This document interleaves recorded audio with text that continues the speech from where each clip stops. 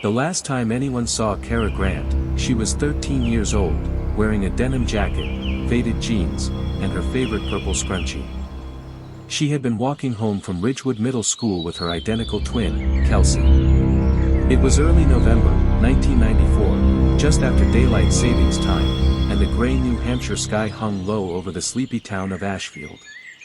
Kelsey had turned away for less than 30 seconds to tie her shoe. When she looked back, Kara was gone. No scream. No rustle in the woods. Just a silence so sudden, so unnatural, it burned itself into Kelsey's memory like an afterimage. The case sent shockwaves through Ashfield. Search dogs, helicopters, door-to-door canvassing, nothing. Not a footprint. Not a scent. Kara Grant simply vanished. People whispered that Kelsey knew more than she let on. But she was only a kid. And if she remembered anything else, she never said. Their mother, Ruth Grant, never recovered. She kept Kara's room exactly as it was, her bed made tight, her trophies dusted weekly. She died in 2016 of a stroke in that same house, still waiting for her daughter to come home. Time moved on. Ashfield buried the mystery the way it buried so many others, in silence. The town forgot. But Kelsey didn't. Before we delve deeper, kindly subscribe, like and comment your thoughts in the comments section. By 2023, Kelsey had relocated to Albany, New York, married with 2 kids, working as a biology teacher. The world around her had changed, smartphones, streaming, self-driving cars, but the ache of Kara's disappearance remained a fixed point in her chest. She learned to carry it quietly, the way trauma hardens into something indistinguishable from bone. Then came the phone call. It was late February, just after dinner. Her husband was bathing the kids when her cell phone rang from an unknown Washington area code. "Mrs. Kelsey Harmon?" the voice asked. She confirmed. "This is Detective Jane McQuaid with the Spokane County Sheriff's Department. I need to ask you a few questions regarding a case involving an abandoned newborn, left at St. Matthew's Fire Station on February 19th. Kelsey frowned. "I don't understand. I've never even been to Spokane." "I know. But we ran the infant's DNA through the National Missing Persons Registry," the detective continued. "And we had a match." Kelsey's pulse slowed, then kicked back up like a faulty engine. "A match, to who?" The voice on the line hesitated. "To your sister." Kelsey sat down. The phone almost slipped from her hands. "I'm sorry," she whispered. "You said my sister?" "Yes," McQuaid confirmed. "Kara Grant. Presumed missing since 1994.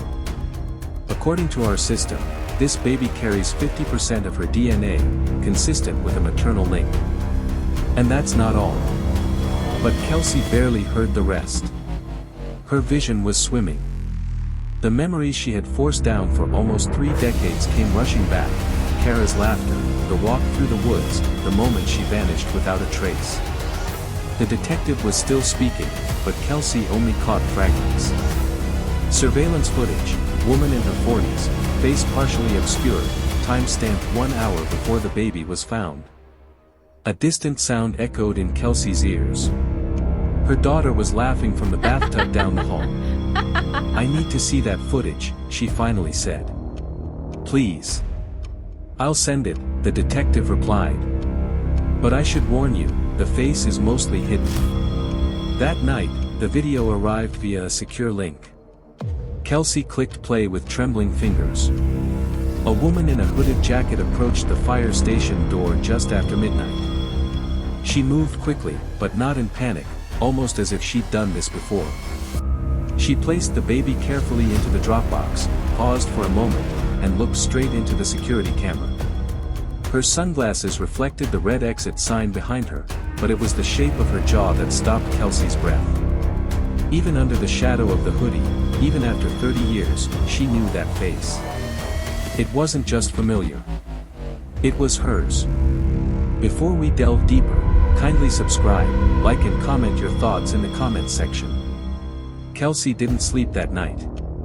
She sat on the edge of her living room couch with her laptop screen glowing in the dark, her hands still trembling long after the video ended. The baby, that baby, was real. Born barely a week ago and carrying half of Kara's DNA.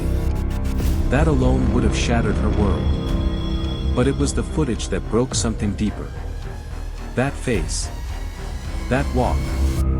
It wasn't a stranger in that video. It was Kara. Older, tired maybe, but unmistakably her. Kelsey had known it in her bones the moment the woman turned toward the camera. She hadn't seen her twin in almost 30 years. And yet, somehow, she had just watched her disappear all over again. The following morning, she called Detective McQuaid in Spokane. "Do you have anything else?" Kelsey asked, skipping any pleasantries. "We're tracing burner phones in the area." The woman used no credit cards, no ID, the detective replied.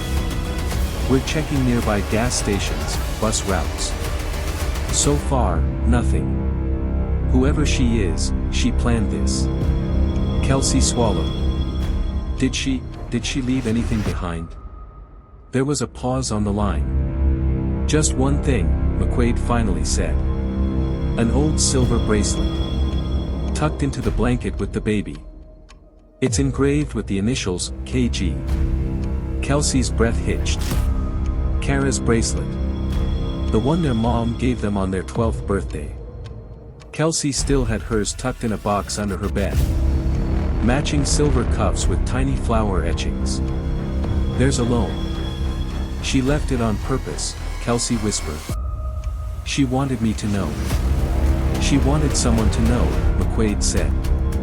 "Maybe you. Maybe the baby. We won't know until we find her." But Kelsey was done waiting. That night, after putting her own children to bed and pretending everything was fine, she dug out the dusty old photo box from the hall closet. Inside were dozens of images, Halloween costumes, 7th grade school portraits, that beach trip they took the summer before Kara vanished. Kelsey studied every detail, every freckle, every tilt of Kara's head, every bracelet, every glint of her stubborn smile. Her memory of their final day together had always been fractured, softened by trauma. But now, something began to sharpen. She remembered Kara whispering something that morning, after they'd fought over a boy at school. "He's not who you think he is," Kara had said. "Some things you don't understand yet. But you will." At the time, Kelsey had rolled her eyes. Typical Kara, always cryptic, always dramatic. Now it sounded like a warning. She picked up her phone and called the only other person who might know something, their childhood neighbor, Wendy Arnett.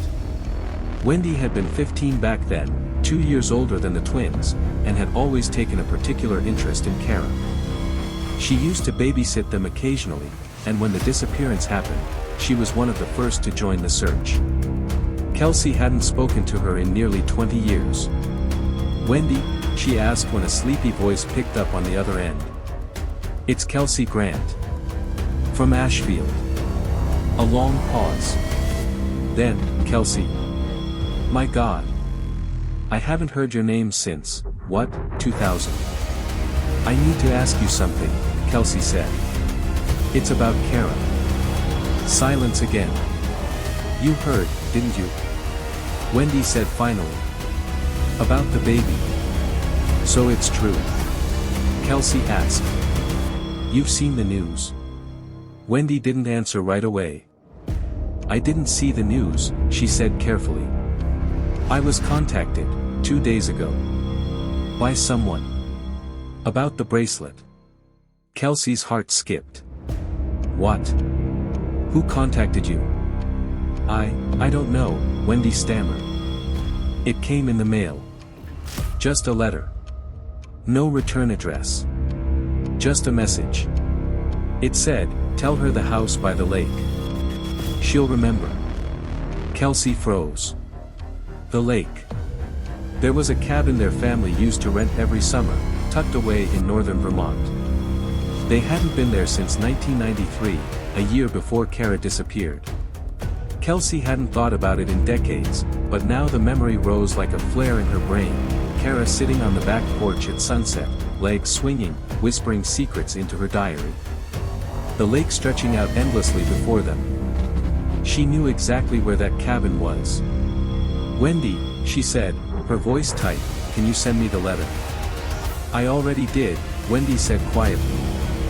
"I mailed it to the Spokane police this morning." "You should be careful, Kelsey. I think this goes deeper than you realize." But Kelsey didn't need another warning. She was already packing. 3 days later, she stood in front of that cabin, now weathered and sagging slightly into the earth, the wooden steps soft with rot. The forest was denser than she remembered, the trees taller, hung with mist. But the porch swing still creaked gently in the wind, exactly like it had all those years ago. Kelsey pushed the door open. Inside, dust choked the air. Cobwebs danced across windows. The fireplace was unused, but not cold. She moved through the cabin slowly, step by step, until she found it. A metal tin, hidden behind a loose floorboard under the window seat. Inside, a folded note. A worn Polaroid of the twins at age 12. And something else. A cell phone. It buzzed in her hand the second she touched it. One new message. No number. "You found it." Before Kelsey could react, she heard a noise outside, a rustling of gravel, a car door closing. She froze. Someone was here. And they weren't alone. Before we delve deeper, kindly subscribe, like and comment your thoughts in the comment section. Kelsey froze, her breath caught mid-chest as footsteps crunched just outside the cabin. The burner phone still buzzed faintly in her hand, but she didn't look at it again. Her ears strained, catching the unmistakable creak of porch steps. She ducked below the window, heart pounding like a drumline. Through a narrow slit in the curtain, she glimpsed the silhouette of a man, tall, broad-shouldered, moving cautiously. He wasn't carrying a flashlight. Whoever he was, he knew this place well enough to walk blind. Kelsey scanned the room. No weapons. No time to run. Then, silence. The front doorknob jiggled. Once. Twice. Her fingers curled tightly around the phone. She took a deep breath and bolted toward the back door. It groaned loudly as she pushed it open and ran down the side of the hill behind the cabin, branches slapping at her arms, her boots slick with moss. She didn't stop until she reached her car, parked nearly a quarter-mile away near the edge of a narrow logging trail. She flung herself inside, locked the doors, and waited, panting in the dark. No one followed. It took her 15 minutes to calm down enough to drive. As she pulled back onto the road, her phone chimed. It was the burner. New message. "You were never supposed to come alone." Kelsey stared at the screen. Her hands trembled as she replied. "Who are you?" No response. She didn't sleep that night either. The next morning, she called Detective McQuaid from a diner just outside Montpelier. "I went to the lake house," Kelsey said quietly. McQuaid exhaled hard. "Kelsey, that wasn't safe. I didn't have a choice. Someone left a message for me there. A burner phone, photos from our childhood, and then, someone showed up. A man. I don't know who. Did you see his face?" "No. But he knew I'd be there." McQuaid was quiet for a long time. Then she said, "We just made a connection through a traffic cam hit from 3 weeks ago. A woman matching Kara's description got off a Greyhound bus in Missoula, Montana. She was traveling under the name Lena Gavins." "Lena Gavins?" Kelsey repeated. "It gets weirder.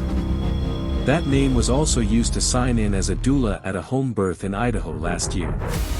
She's been moving under aliases, but staying close to prenatal clinics." "She's delivering babies?" Kelsey asked. "Or hiding them," McQuaid said. That hit harder than Kelsey expected. I think she wants me to find her, Kelsey whispered.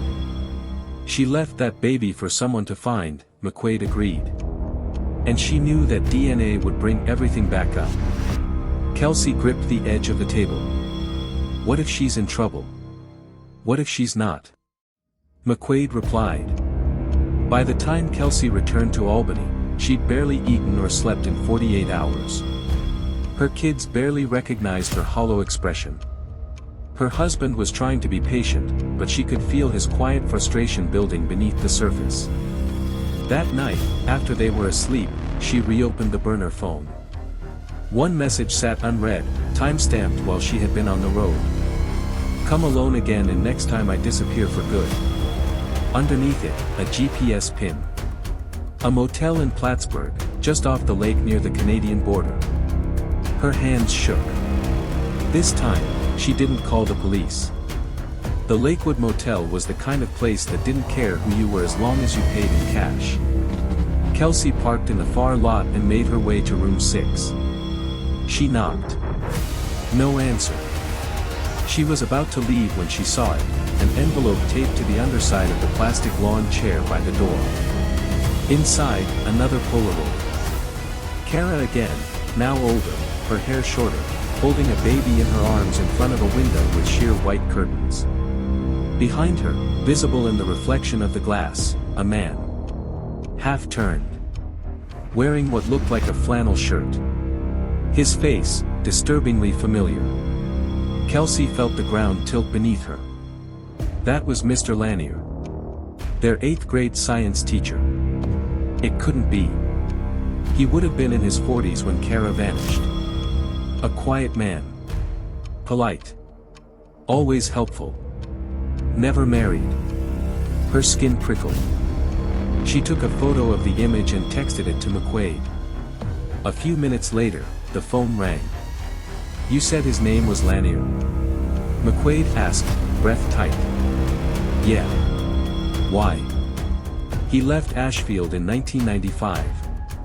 6 months after Kara vanished. His house was up for sale before the search even ended. He moved west. Changed his last name in 1999 to Gavins. Kelsey dropped the phone. Wait. You mean, he took her? He helped her disappear? We're still confirming. But it looks like they've been off-grid for years, McQuaid said. Kelsey closed her eyes. Everything in her stomach turned to ice. Is he the father of the baby? I don't know, McQuaid replied. But I think he's more than just a name from the past. I think he was always part of the reason Kara ran. That night, Kelsey dreamed of the woods. Of Kara turning to her, whispering again through the wind, he's not who you think he is. She woke up choking on her breath. A new message sat waiting on the burner. One last meeting. Come to the treehouse. Midnight. It didn't say where. It didn't have to. Only one treehouse ever mattered. The one in their backyard. The one their dad built with his own hands before the war got to his mind. The one only they knew how to climb in the dark. Kelsey hadn't seen it in 30 years. Their childhood home had long been sold, passed to new owners. But the treehouse, if it was still there. So was Kara. Before we delve deeper, kindly subscribe, like and comment your thoughts in the comments section. Midnight. Kelsey stood at the edge of her childhood backyard, staring at the skeletal remains of the treehouse they once ruled like a castle. It looked smaller now, half swallowed by vines and rotting wood. The rope ladder had long since disintegrated. A rusted metal rung still jutted from the trunk like a broken tooth. She exhaled and climbed. The final rung groaned beneath her weight, but she pulled herself into the hollowed platform. Her flashlight cast long, flickering shadows along the splintered walls. Dust swirled. The air smelled like old leaves and memories. Then a voice broke the silence. I didn't think you'd come alone. Kelsey spun, heart in her throat. There, seated cross-legged in the far corner, was Kara. Older. Leaner. Her cheekbones more defined, her hair cut just below her chin. Her eyes, however, hadn't changed. They were still mirrors of Kelsey's own, wide, glassy, and filled with secrets. "Jesus," Kelsey breathed. "It's really you." Kara nodded, slow and solemn. They stared at each other, both frozen in the gravity of 30 years of silence. "I waited for you," Kelsey said, voice cracking. "All these years." "I wasn't allowed to wait," Kara whispered. "I had to survive." She reached into her coat and pulled out the second silver bracelet, the twin of the one Kelsey kept all these years. It caught the moonlight and gleamed between them. "You left it with the baby," Kelsey said. Kara nodded. "To tell you it was me." Kelsey moved closer, still cautious. "Whose baby is she?" Kara hesitated. "Not mine. But, she's mine to protect." "What does that mean?" Kara looked away. "I need you to listen," she said. "And not interrupt. You deserve the truth." Kelsey sat. Numb. Ready.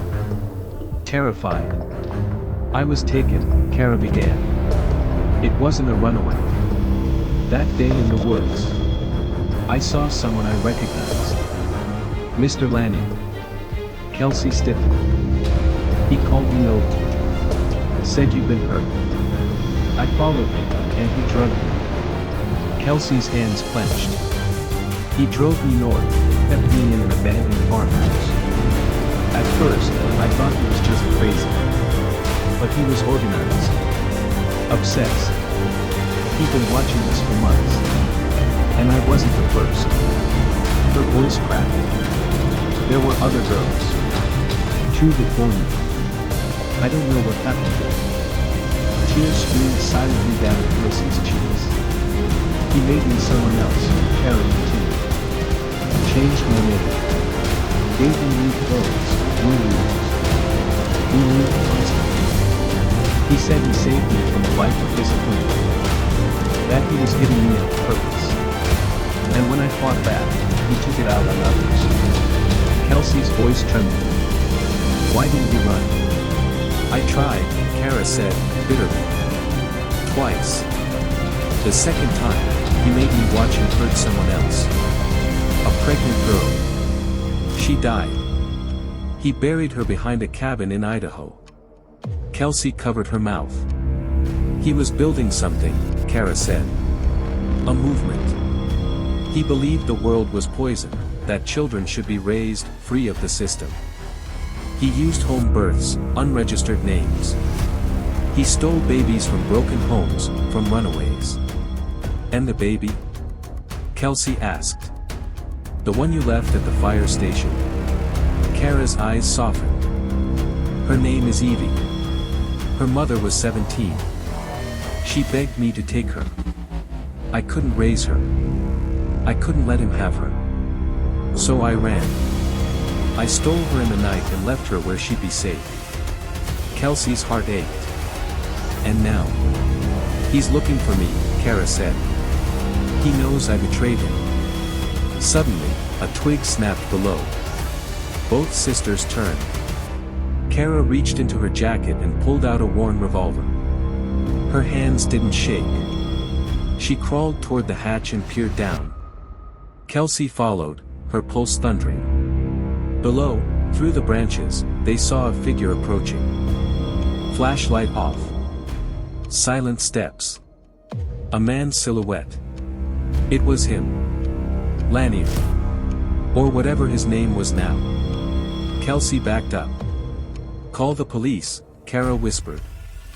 "Now." Kelsey's hands fumbled for her phone. Another creak from below. Kara leaned out the hatch. "Stop right there," she shouted. The man didn't flinch. "James," she called. "It's over. I told the truth. You're done." He stepped closer, face still hidden by shadow. "You don't get to leave me again, Kara." Then everything moved too fast. He lunged for the ladder. Kara fired. The blast rang out through the trees like a lightning crack. Lanier screamed and fell back, crashing into the dirt. Kelsey hit send on her phone. Help. Gunshot. Treehouse. Ashfield property. The man didn't get up. Kara climbed down, gun still aimed, her whole body taut with decades of fear turned fire. By the time the sirens lit the woods in red and blue, Kara was sitting on the ground beside her unconscious captor, handcuffed with his own zip ties, while Kelsey sat beside her, arms around her shoulders. 2 weeks later, Kara testified to federal agents. Over a dozen locations. 6 recovered infants. 4 still missing. Her testimony unraveled the underground birth network Lanier had spent nearly 2 decades building. He was charged with kidnapping, conspiracy, murder, and multiple counts of child endangerment. Kara was offered witness protection. She declined. "I've been hidden long enough," she told the judge. Evie, the baby girl, was placed with a foster family. Kelsey visits her every week. And Kara? She's learning to be free again, for the first time in a lifetime. One night, as the sisters sat together under the stars in their hometown, Kelsey asked her, "Why the bracelet?" Kara smiled, bittersweet. "Because no matter how far I had to run, I never stopped being your sister." You think? If this story gripped you, hit that like button, subscribe for more chilling cases, and share your thoughts in the comments. What do you think Kara was really hiding all those years?